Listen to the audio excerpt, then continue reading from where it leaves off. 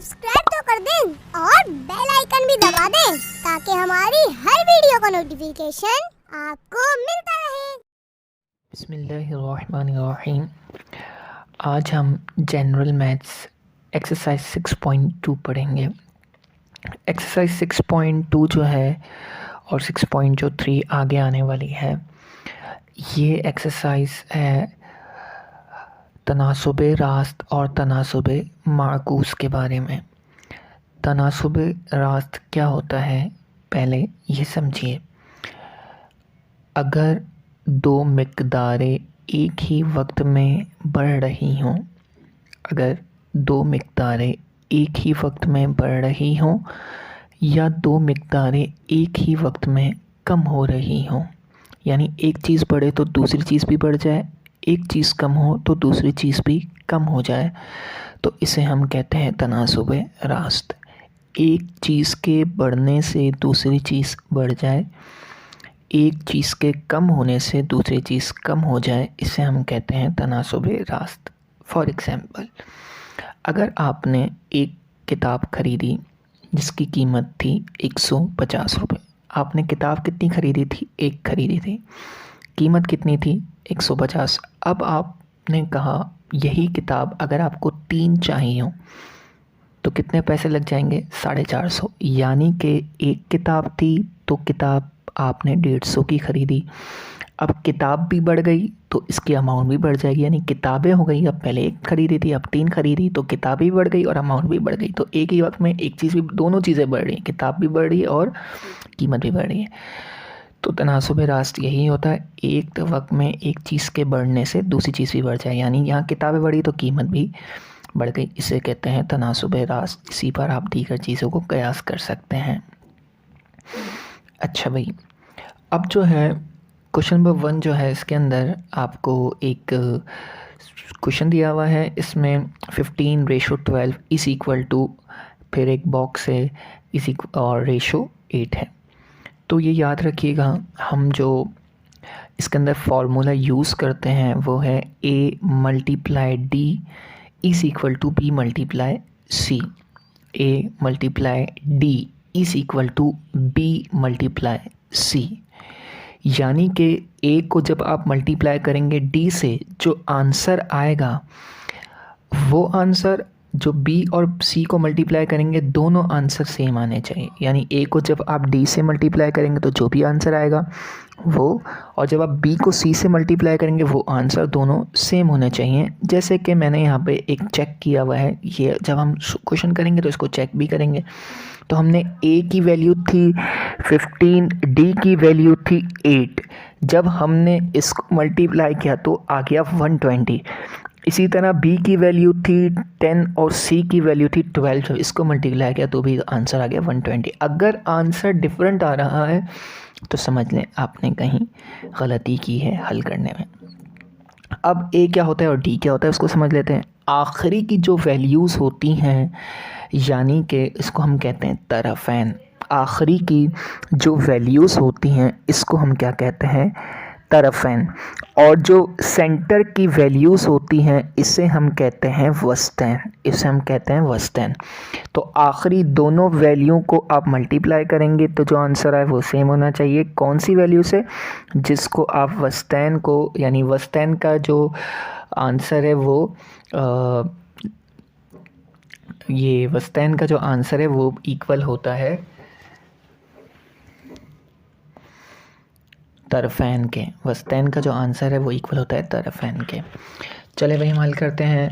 तो A की जगह आपने लिख दिया 15। A की जगह 15 क्यों लिखा? क्योंकि मैंने आपको बताया दोनों कॉर्नर के, यानी A जो है वो इस कॉर्नर पे होगा और D जो है उस कॉर्नर पे होगा, यानी आखिरी की जो दो वैल्यूज़ है वो कहलाती हैं A और D। तो आप इसको यूँ स्टार्ट कर दें कि जो लेफ़्ट हैंड पर है, जो लेफ़्ट हैंड पे वहाँ से स्टार्ट कर लें A, और जो राइट हैंड पे 8 लिखा हुआ है इसको आप बना लें D। ठीक है भाई। तो 15 मल्टीप्लाई जो है 8 हमने किया तो आंसर आ गया 120। अब B तो हमें दिया हुआ था और C दिया नहीं हुआ था, तो हमने जो है इसको सपोज़ कर लिया कि जो C है वो है X है। ठीक है, वहाँ पे डब्बा बना था, यहाँ हमने इसको X सपोज़ कर लिया, यानी फ़र्ज़ कर लिया। फिर आपने क्या किया, फार्मूला लगाया। फार्मूला था a multiply d is equal to b multiply c। Formula लगाया तो आपके पास 120 इज़ इक्वल टू 12x आ गया। अब आपने x की वैल्यू मालूम करनी थी, इसलिए x के साथ जो भी चीज़ होगी उसको आप x से जुदा कर देंगे, उसको अकेला कर देंगे। तो 120 अपनी जगह वैसे के वैसे ही रहा। अब x के साथ था 12, इसलिए 12 जो x के साथ यहाँ पर मल्टीप्लाई हो रहा है, जब नीचे आएगा तो डिवाइड हो जाएगा। जब आपने डिवाइड किया तो आंसर आ गया 10। अब आपने चेक करना है मेरा आंसर ठीक है, तो आपने जो है जहाँ भी x लिखा हुआ था यानी c की जगह आपने वो x यहाँ पे क्या है, x यहाँ पे था 10 था, x यहाँ पे क्या था 10 था, तो आपने 10 इसकी जगह पुट किया तो इंशाल्लाह आपका आंसर आ जाएगा। क्वेश्चन नंबर 2 देखें किस तरह से होगा। क्वेश्चन नंबर 2 है dash ratio 6 whole 2 upon 5 is equal to 5 ratio 8। a multiply हो जाएगा d से, b मल्टीप्लाई हो जाएगा c से। ठीक है, a आपको मालूम नहीं था, आपने इसको सपोज कर लिया x है, फिर आपने वैल्यूज़ वैसे की वैसे ही लिख दी। अब फॉर्मूला लगाएंगे a multiply d is equal to b multiply c। आपने जब फॉर्मूला लगाया तो a को मल्टीप्लाई कर दिया आपने d से, a तो मालूम नहीं था इसलिए हमने उसकी जगह x लिख दिया, मल्टीप्लाई का साइन वैसे का वैसे ही d की जगह आपने लिख दिया 8 इज इक्वल टू आपने डाल दिया। इसके बाद b की जो वैल्यू थी वो लिख दी और जो c की वैल्यू थी वो लिख दी। अब हम सबसे पहले होल को ख़त्म करेंगे। होल ख़त्म करने का तरीका क्या था, 6 5 जो नीचे वाला जो 5 लिखा है इसको हम मल्टीप्लाई करेंगे जो साइड में होल दिया है उसके साथ, साइड में जो 6 दिया है, तो 6 5 हो गया 30 और जो ऊपर 2 है उसको हम प्लस कर देंगे तो 32 अपॉन 5 हो गया और आगे मल्टीप्लाई 5 वैसे का वैसे ही। अब आपने क्या किया, 8 को मल्टीप्लाई कर दिया तो 8x हो गया और आपने 30 और नीचे और आपके पास था 5 अपॉन 5 था, सॉरी 32 अपॉन 5 मल्टीप्लाई बाय 5 था, तो आपने 5 को 5 से कैंसिल कर दिया। अब आपके पास बच गया 32, 8x इज इक्वल टू 32। अब आपको x की वैल्यू मालूम करनी थी इसलिए आपने x को किया अकेला, 32 अपॉन 8 आ गया, 8 1 8 8 4 32, तो आपके पास जो x की वैल्यू क्या आ गई, x की वैल्यू आ गई 4। अब ये x क्या था आपका a था, अब आपको a की वैल्यू मालूम हो गई, a को मल्टीप्लाई करेंगे आप d से is equal to b multiply c, जो चेकिंग आप आंसर करेंगे तो जब आपने चेक किया तो दोनों साइड 32 आ रहा है यानी कि आपका आंसर दुरुस्त है। अब आ जाए हम इसको सवाल को हल करते हैं। 6 अंडे के हलवों के लिए 15 चमचे चीनी दरकार है, 8 अंडे के हलवे के लिए कितनी चीनी दरकार होगी। भाई आप इसको सोचें कि 6 अंडे थे, 15 चमचे चीनी की लगी। ठीक है, 6 अंडों का आपने कस्टर्ड बनाना था या जो भी आपने हलवा बनाना था उसके अंदर 15 चमचे डले, जबकि अंडे कितने थे 6। अब अंडे बढ़ गए तो चीनी भी ज़्यादा डलेगी, तो ये तनासुब रास्त हो रहा है। तनासुब रास्त हो रहा हो तो आपने ये एक समझ लें ट्रिक है कि आपने जो सीधे हाथ की तरफ जो भी वैल्यू लिखी हो, अच्छा ये याद रखिएगा अंडों के नीचे अंडे लिखने और चीनी के नीचे चमचे, जो चीनी वगैरह जो भी होगी, जो भी 2 साइड्स होंगी, जो भी 2 चीज़ें दी हुई हैं, जैसे यहाँ पे अंडे दिए हुए हैं और चीनी दी हुई है, तो जहाँ चीनी होगा उसके नीचे चीनी की अमाउंट लिखनी है। जैसे यहाँ पे अंडे के नीचे 6 लिख दिया तो दूसरी बार अंडे कितने थे 8, तो अंडे के नीचे अंडे ही लिखेंगे और चीनी वगैरह जो भी दूसरी चीज़ें होंगी वो उसके नीचे वही लिखेंगे। तो जो सीधे हाथ है यानी जो 6 और 8 वाली साइड है, आप यहाँ पे चीनी भी लिख सकते हैं, मसला नहीं, अंडे बराबर में लिख लें, उसका मसला नहीं, लेकिन जो सीधे हाथ पे आप होगा उसको हमेशा बनाएंगे A और इसके नीचे जो होगा उसको बनाएंगे B। ठीक है, और जो अगली साइड है, दूसरी साइड जो लेफ़्ट हैंड साइड है, इसमें आप C किसको बनाएंगे, ऊपर वाले को या नीचे वाले को। इसके लिए आपने सोचना पड़ेगा। अगर तनासुब रास्त हो रहा होगा तो हमेशा जो ऊपर वाली वैल्यू है उसको C बनाएंगे और नीचे वाली वैल्यू को बनाएंगे D, ऊपर वाली को C और नीचे वाली को D। इसके बाद जो है आप फार्मूला पुट कर देंगे। फार्मूला क्या था, A multiply D is equal to B multiply C। जब आपने फार्मूला पुट कर दिया अब आपके पास A B C D सब आ गए। अब आपने फार्मूले के अंदर वैल्यूज़ पुट करनी है, यानी कि जो A के साथ नंबर लिखा हुआ था वो क्या था 6, वो A के नीचे लिख दें, मल्टीप्लाई का साइन वैसे का वैसे। अब B क्या था, आपको B जो था आपके पास वो था X, B क्या था आपके पास X, तो आपने B की जगह लिख दिया X। सी जो आपके पास था आपने वो लिख दिया और डी जो आपके पास था आपने वो लिख दिया, यानी फॉर्मूला लगाना है और उसके अंदर वैल्यूज़ पुट करनी है। ठीक है भाई, जब आपने वैल्यूज़ वगैरह पुट की तो फिर आपके पास बन गया 6/x and is equal to 8 multiply by 15। 6 को आपने अच्छा ये रेशो नहीं, मल्टीप्लाई लगेगा साथ में, 6 मल्टीप्लाई बाय ये 6 रेशो x लगा हुआ है, 6 की जगह रेशो की जगह मल्टीप्लाई, 6 मल्टीप्लाई x 6x हो जाए इज इक्वल टू 120। x की वैल्यू मालूम करनी थी तो आपने x को अकेला किया और 6 जो x के साथ मल्टीप्लाई था उसको नीचे ला के डिवाइड कर दिया, तो 120 अपॉन डिवाइड आ जाएगा 20 आंसर। अब इस 20 को आप पुट कर दें, a multiply D is equal to B multiply C, अगर आंसर सेम आ जाए तो समझ लें आपका, दोनों साइड अगर सेम आ जाए तो समझ लें आपका आंसर दुरुस्त है। क्वेश्चन नंबर 2, एक नक्शे पर 3 सम का फासला 24 किलोमीटर को ज़ाहिर करता है, यानी ये सम कहते हैं लकीर का टुकड़ा। बताएं 80 किलोमीटर लंबाई सीधी सड़क को नक्शे के कितने लंबे कत यानी टुकड़ा खत से ज़ाहिर किया जाएगा। अच्छा भाई, ख़त जो है वो लकीर के टुकड़े को कहते हैं, आपने लिख दिया 3 और 24 किलोमीटर जो है वो इसकी लेंथ थी, लंबाई वगैरह थी। अब वो आपको कहते हैं लकीर का टुकड़ा हमें बताएं, जबकि किलोमीटर हो 80 हो। आपने यहाँ पे क्या किया, सोचा कि ए बी तो आपको बता दिया है क्या बनेगा, हमेशा सीधी साइड पे आपका जो भी होगा वैल्यूज़ उसको ए बी बना देंगे, ऊपर वाले को ए और नीचे वाले को बना देंगे बी। इसके बाद आप देखेंगे सी किसको बनाना है और डी किसको बनाना है। तो आप जो इसमें देखेंगे कि 24 किलोमीटर था तो लकीर का नक्शा 3 आ रहा था, 3 का फासला शो कर रहा था, 3 सम का, नहीं लकीर का टुकड़ा 3 सम का फासला शो कर रहा था। 24 किलोमीटर को ज़ाहिर करने के लिए नक्शे पर 3 सम का फासले को ज़ाहिर करता था। अब किलोमीटर चूंकि बढ़ गए तो जो लकीर का टुकड़ा है वो भी क्या होगा, बढ़ेगा। पहले किलोमीटर कम था, 24 किलोमीटर था, तो जो लकीर का टुकड़ा था वो 3 सम का फासला ज़ाहिर कर रहा था। अब जो है चूंकि यहाँ पे किलोमीटर्स भी बढ़ गए, यहाँ पे 80 हो गया, तो वो जो टुकड़ा है लकीर का वो भी ज़्यादा होगा, तो तनासुब रास्त यानी ऊपर वाले को सी और नीचे वाले को डी बनाएंगे। ठीक है भाई, अब आपने फॉर्मूला लगा देना, A/D is equal to B/C। यूँ भी फॉर्मूला लगा सकते हैं, A multiply D is equal to B multiply C, इसी तरह फॉर्मूला लगा सकते हैं। अब वैल्यूज़ पुट करनी, A की जगह आपने A का नंबर डालना है और B की जगह B का डालना है, C की जगह C और D की जगह डालना है। तो ये फॉर्मूला है A मल्टीप्लाई D, तो हमने A को मल्टीप्लाई करना है D से, यानी 3 को मल्टीप्लाई करेंगे 80 से, इज इक्वल टू का साइन वैसे का वैसे ही, X जो है वो भी B की जगह हमने X लिख दिया, क्योंकि हमें तो B की वैल्यू मालूम नहीं थी, तो हमने इसको सपोज कर लिया कि B क्या है, X है, यानी वो जो लकीर का टुकड़ा है वो है X है। X multiply 24, 240 is equal to 24 x हो गया। जब आपने 3 को मल्टीप्लाई किया 80 से तो 240 आ गया, 81 से 80, 82 से 160, 83 से 240 इज इक्वल टू 24 को x से मल्टीप्लाई करेंगे तो 24x आ जाएगा। अब आपने x की वैल्यू मालूम करनी थी, इसलिए अब x को क्या करेंगे, अकेला करेंगे।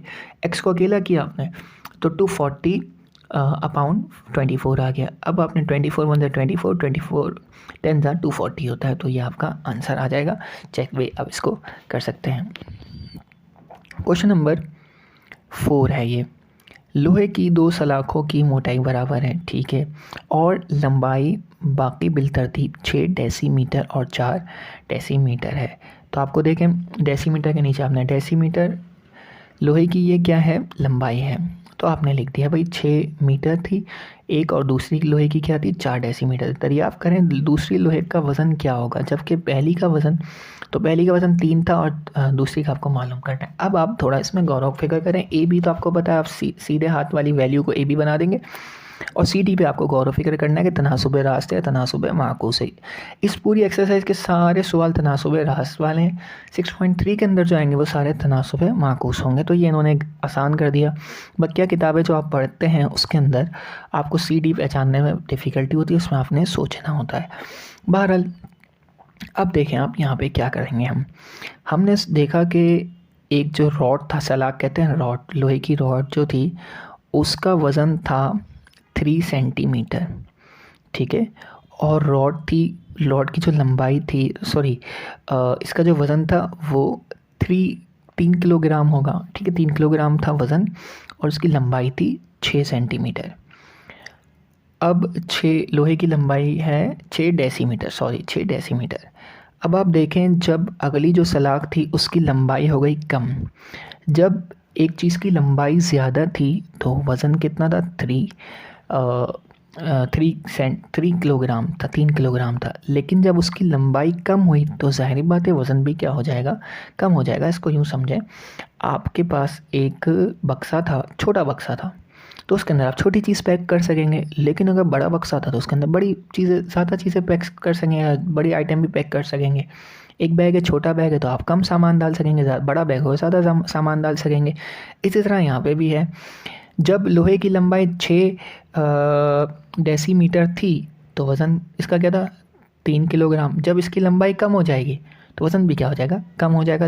एक वक्त में दोनों चीज़ें क्या हो रही हैं, कम हो रही हैं। तो ये कहलाता है तनासुब रास्त। हमने फॉर्मूला लगाया A × D is equal to B × C। A की जगह ए की वैल्यू लगा दी, ए की वैल्यू क्या थी, 6 थी। डी हमें क्या करना था, मालूम करना है, इसलिए हमने इसकी जगह लिख दिया x। और फिर हमने वो रेशो का साइन, हमने फिर जो है तनासुब का साइन लगा दिया। फिर जो है बी की वैल्यू थी 4 और सी की वैल्यू थी 3, तो हमने मल्टीप्लाई कर दिया 4 को 3 से। अब ये हो गया 12, ये हो गया 6x। x की वैल्यू मालूम करनी थी, x को हमने अकेला किया, 6 के साथ जो x लिखा हुआ था, तो 12/6 हो गया और ये आंसर आ गया 2। यानी उस रॉड का जो वो वज़न था वो था 2 किलोग्राम, 2 किलोग्राम था। ये आपका हो जाएगा, इसको आप चेक भी कर सकते हैं।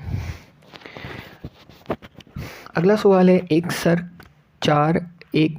ट्रक 4 घंटों में 42 किलोमीटर फासला तय करता है।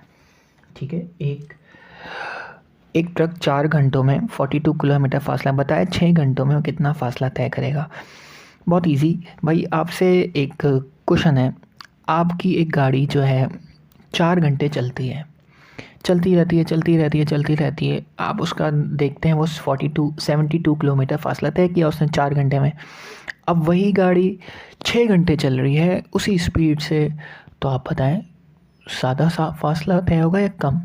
ज़ाहिर बात है ज़्यादा फासला तय होगा। तो चूँकि घंटे बढ़े तो फासला भी ज़्यादा तय होगा, तो ये दोनों चीज़ें बढ़ रही हैं एक ही वक्त में। तो ये भी तनासुब रास्त होगा। ए भी आपको बता दी और सी डी में आपको गौर फिक्र करना होता है। सी डी में आपने गौर फिक्र करके देख ले तनासुब रास्त हो रहा है। उसी तरह आप फॉर्मूला लगाएंगे A × D is equal to B × C। 4 की जगह आपने ए की जगह लिख दिया 4 और डी की जगह आपने लिख दिया x × x। ठीक है, वो x मल्टीप्लाई तो इसी में दिया है फॉर्मूले में, बस आपने डी की जगह क्या लिख दिया, x लिख दिया। x क्यों लिखा, क्योंकि हमें डी की वैल्यू मालूम करनी थी। जो चीज़ हमें मालूम करनी होती है उसको हम सपोज करते हैं वो x है, या कुछ भी आप सपोज कर सकते हैं, लेकिन हमने यहाँ पर उसको सपोज किया, फ़र्ज़ किया कि वो x है। इज इक्वल टू वैसे ही बी की जगह आपने लिख दिया c, बी की जगह आपने लिख दिया 6 मल्टीप्लाई और c की जगह आपने लिख दिया 72। और फिर जब आपने 6 को मल्टीप्लाई किया 72 से तो आंसर है 432, और 4 को मल्टीप्लाई किया x से तो 4x आ गया। फिर आपने इसको डिवाइड किया, x को अकेला करने के लिए आपने 4 को नीचे लिया, वहाँ मल्टीप्लाई होता नीचे लाया, डिवाइड हो गया, तो इसका 108 आंसर आ गया। यानी कि वो 108 किलोमीटर फासला तय करेगा ट्रक। अच्छा भाई, अगला सवाल, अगर 12 किलोग्राम चावल की कीमत 45 रुपये हो तो 56 रुपये 25 पैसे में कितने चावल मिलेंगे? ठीक है भाई, सोचें भाई, 12 किलोग्राम चावल आपको 45 में मिले, अब 56 रुपये 25 पैसे, यानी आपके पास कीमत ज़्यादा है, ज़्यादा पैसे तो चावल भी ज़्यादा आएंगे। तो वही ABCD, यानी ए बी तो आपको बताया हमेशा ही बनाएंगे सीधे हाथ वाले को, और सी और डी में सोचेंगे कि तनासुब रास्त है, माकूस तनासुब रास्त होगा तो सी को हम ऊपर वाले को सी बना देंगे, नीचे वाले को डी बना देंगे। फिर आपने फार्मूला पुट करना है। फार्मूला पुट करने के बाद जो है आपने वैल्यूज़ ऐड करनी है। वैल्यूज़ ऐड किया आपने, ए की जगह आ गया 12 आ गया, डी की जगह आ गया मल्टीप्लाई 56.25 यानी 56 रुपये 25 पैसे, और बी की जगह आपने लिख दिया x और सी की जगह आपने लिख दिया 45, सी की जगह आपने लिख दिया 45, मल्टीप्लाई किया 45x हो गया और 45x हो गया, और आपने जो है इसको मल्टीप्लाई करने से पहले, यानी इस साइड को मल्टीप्लाई करने से पहले 56.25 को मल्टीप्लाई करने से पहले हम इसका पॉइंट ख़त्म करते हैं। वैसे आप मल्टीप्लाई कर सकते हैं डायरेक्टली, कैलकुलेटर से आंसर आ जाएगा, लेकिन फॉर एग्जांपल आपके पास कैलकुलेटर नहीं है तो आप कैसे करेंगे? तो आप जो है इसको डायरेक्टली कैलकुलेटर से भी कर सकते हैं, लेकिन हम आपको यहाँ पे तरीकाकार सिखाएंगे कैसे होगा। देखिए भाई, सबसे पहले आपने है ना पॉइंट ख़त्म करना है। पॉइंट ख़त्म करने के लिए क्या करते हैं, पॉइंट को हम हटाते हैं, उसके नीचे लिखते हैं 1 और आगे जितने डिजिट्स होते हैं, यहाँ पे 2 डिजिट्स हैं, नंबर है यानी 2 और 5 है, तो जो भी नंबर हो उसका मैं फ़र्क नहीं पता, फ़र्क नहीं, मसला नहीं, उसका कोई भी नंबर हो, बस उसकी जगह 0 बढ़ाने होते हैं। तो यहाँ पे 2 नंबर थे इसलिए आपने 2 0 बढ़ा दिए। तो अब ये हो गया 5625/100 हो गया, यानी 5625 अपॉन 100 हो गया। अब जो है आपके पास ये बन गया = 45x, वैसे का वैसे ही। अब आपने क्या करना है, टेबल पढ़ना है। हमने 25 का टेबल पढ़ा, 25 4 हो गया 100, और 25 का टेबल हमने जिस वैल्यू को ऊपर वाले नंबर से काटेंगे उसी को नीचे वाले से डिवाइड करेंगे, यानी जिसको ऊपर वाले नंबर डिवाइड करेंगे नीचे वाले को भी उसी नंबर से डिवाइड करेंगे। हमने जब 25 का टेबल पढ़ा 4 तक तो 100 आ गया, 25 का टेबल हम पढ़ेंगे इतना के 56 25 आ जाए। तो आप इसको कैलकुलेटर से डायरेक्ट कर लें तो भी सही है, नहीं करें तो यहीं मैं आपको बता देता हूँ। 5 1 हो गया 5 1, ठीक है, फिर दोबारा 5 1 5 1 आ गया, कैरी 5 2 10 हो गया, और यहाँ पे तो ये बन जाएगा 1125 बन जाएगा। अब क्या हुआ भाई, आपने 1125 बच गया, नीचे आपके पास क्या बच गया, 4 बच गया नीचे आपके पास। वैसे ये जो है नीचे आपके पास बच जाएगा 4। फिर आपने जो है टेबल पढ़ा,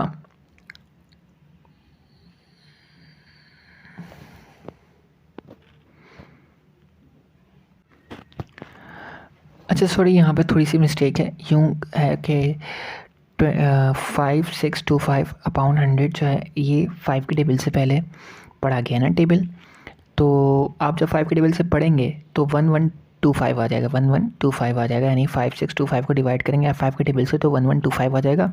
नीचे भी आपने 5 के टेबल से डिवाइड करना, तो नीचे आ जाएगा 20, क्या आ जाएगा 20, यानी 5 2 10 और 0 वैसे के वैसे 20 आ जाएगा। फिर आपने दोबारा इसको पढ़ा 5 के टेबल से, 5 4 20, और अब पढ़ेंगे तो 225 आ जाएगा, यानी 1125 को आप डिवाइड करेंगे 5 से तो आपका आंसर आ जाएगा 225 = सामने की साइड वैसे का वैसे ही।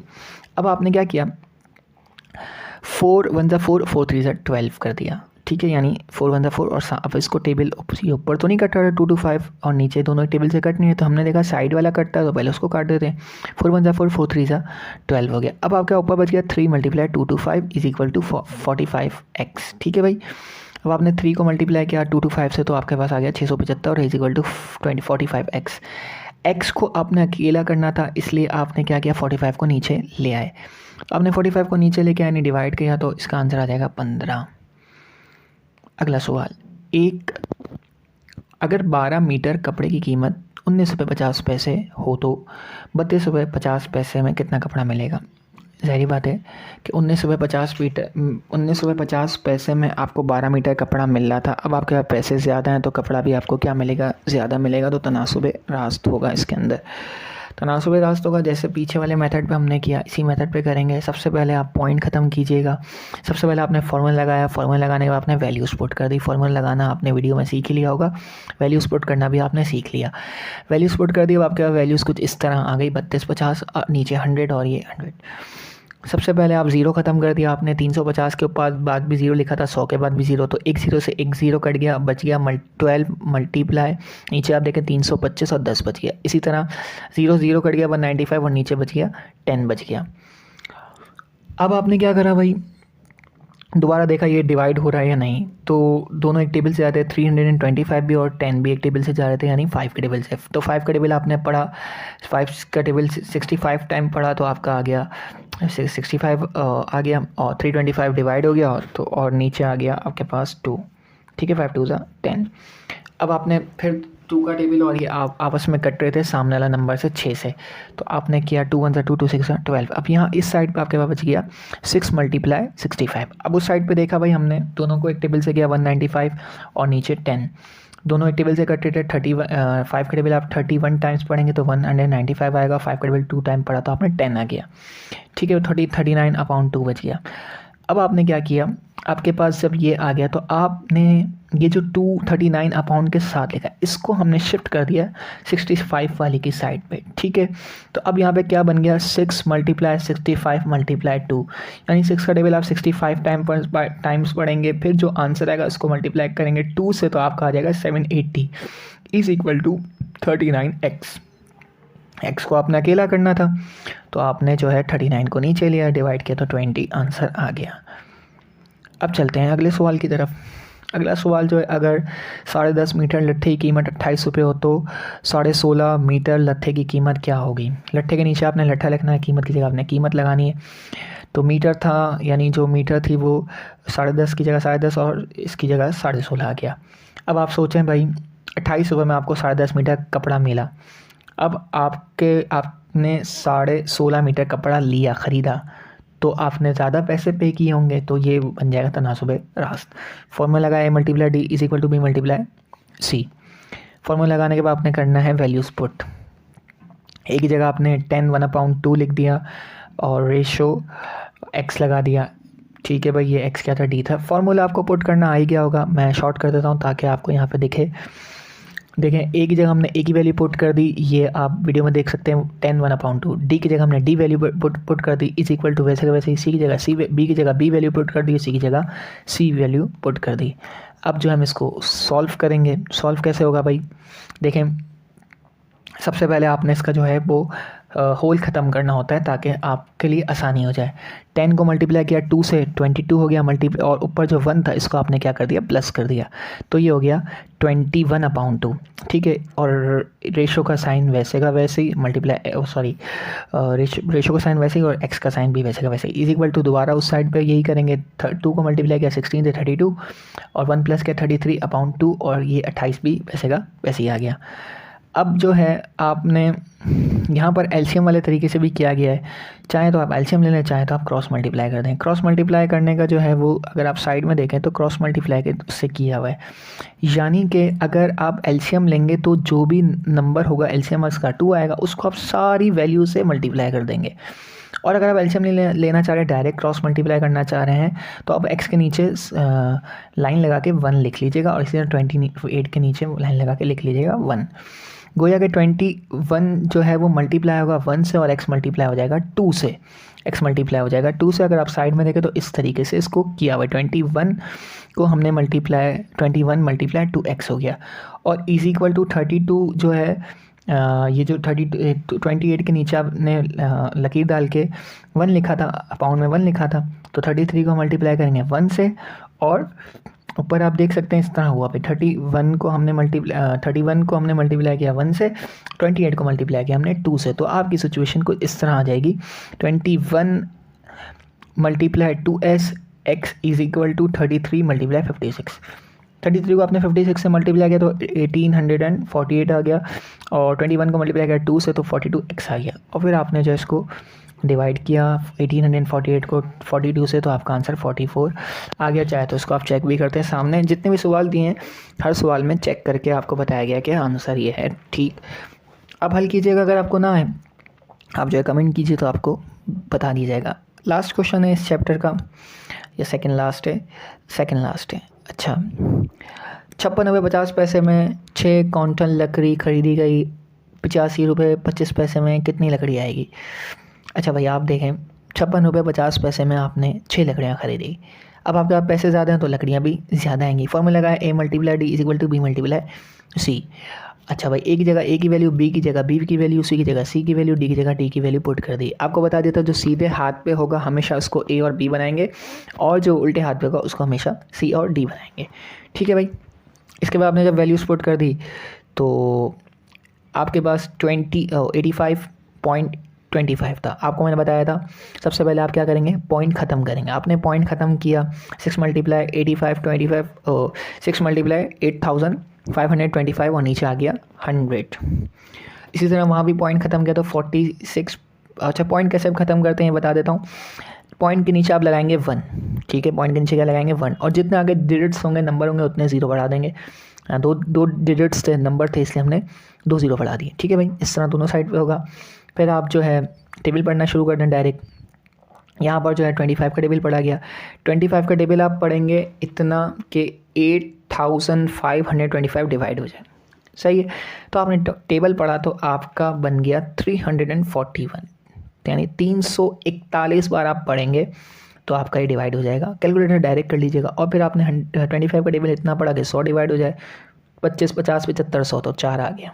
इसी तरह सामने करेंगे इसके बाद जो है आपके पास नीचे जो 4 है, ये हमने एलसीएम लिया है, इसको हर एक वैल्यू के साथ मल्टीप्लाई कर देंगे। नहीं, 6 को मल्टीप्लाई करेंगे पहले हम 4 को मल्टीप्लाई करेंगे हम 6 के साथ, इसी तरह फिर 4 को मल्टीप्लाई करेंगे 341 के साथ।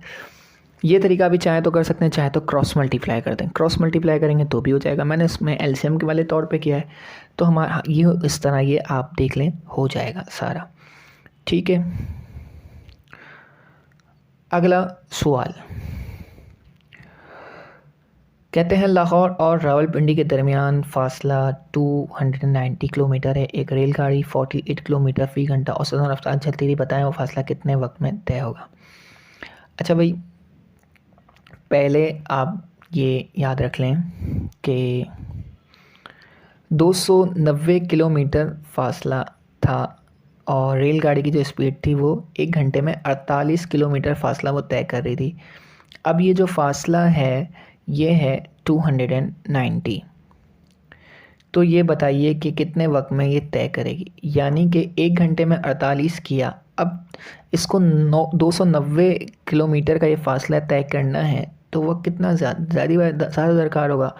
तो ये भी तनासुब रास्त हो रहा है, यानी 60 मिनट में 48 किलो किया, अब 290 किलोमीटर फासला तय करना है तो वक्त भी ज़्यादा होगा, तो फासला ज़्यादा हो गया तो वक्त भी क्या हो जाएगा, ज़्यादा हो जाएगा। आपने वही फार्मूला पुट करना है, फार्मूले का वैल्यूज़ पुट करनी है और आपका आंसर आ जाएगा। अच्छा, यहाँ पर एक यहाँ पे और चीज़ भी है। देखें, सबसे पहले आप इसको जो है यहाँ पे 60 आया, 60 कहाँ से है आपके जहन में सवाल होगा। हमने जो वक्त था इसने कहा था 1 घंटा, 1 घंटा लिखा हुआ ना, 48 किलोमीटर फ़ी घंटा औसतन रफ्तार से चलती है, तो हमने घंटे को चेंज कर दिया मिनट्स में। हमने घंटे को, आप नहीं करेंगे तो भी आंसर आ जाएगा, सेम ही आएगा। आप इसको मिनट्स में चेंज कर देंगे, आपके लिए सॉल्व करना आसान हो जाएगा। तो हमने 60 मिनट लिख दिया, तो हमारा जो आंसर भी आया, जो मैंने तरीका किया है उसके अंदर आंसर आया है मेरे पास 362.5 मिनट्स। तो ये करना ज़्यादा इजी था घंटों के मुकाबले में। आप चाहें तो घंटों के साथ भी कर सकते हैं। तो ये आपका जो है 6.2 कंप्लीट हुई। अगर इसमें आपको कोई सवाल हो या कोई बात समझना है तो आप हमें कमेंट कीजिएगा, इंशाअल्लाह अज़्ज़ा वजल आपको जवाब दिया जाएगा। हमारे इस चैनल को लाइक कर लीजिए, दीगर वीडियोस भी आएंगी और सब्जेक्ट्स की, वो भी बहुत मुफीद होंगी आपके लिए।